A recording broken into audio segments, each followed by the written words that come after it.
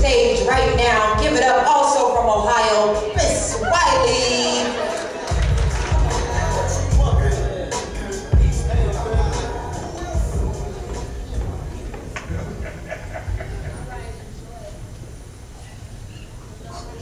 I remember the day I realized my father wasn't in my life.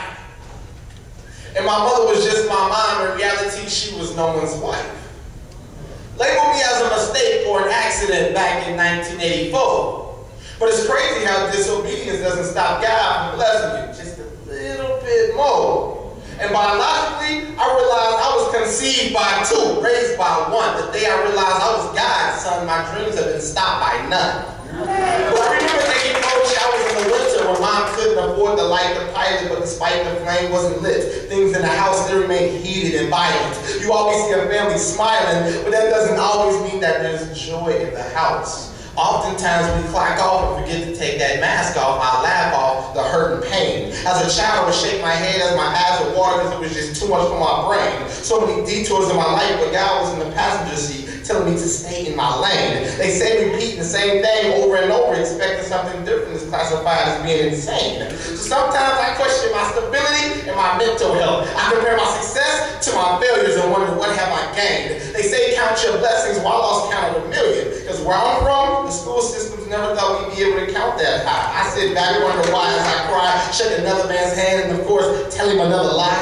because everything is not okay. I say everything is not okay. Each day I rewind, rewrite, and replay.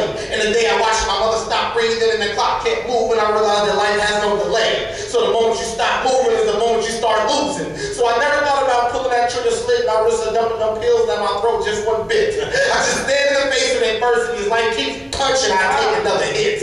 I've overcome obstacles, rejections, and trials. I was in denial when I looked in the mirror, y'all. I say I was in denial when I looked in the mirror, y'all. Took one step closer. Langston Hughes, mother of the son. I had no choice but to hear her. Places in the dark with no light. I fight against darkness because I am a lamp for those who do not have light. Despite joy come in the morning, sin and temptation always lurk in the night. So I do what is right when I write, and I write these testimonies about my life. My emotional state at one point was my mental hindrance, had me feeling enslaved. Delusions and confusions, felt like I was lost in a cave. I took a long hot shower one night, sticks, and that's when I prayed. Picked up a pen in the pad, that's when I knew I was brave. Enough to share the story with you. No matter what happens in your life, nothing and no one can take your joy or stop your destiny. I reach deep down inside every day and I try to show the best in me. When my back was against the wall, I realized that the Lord was just testing me.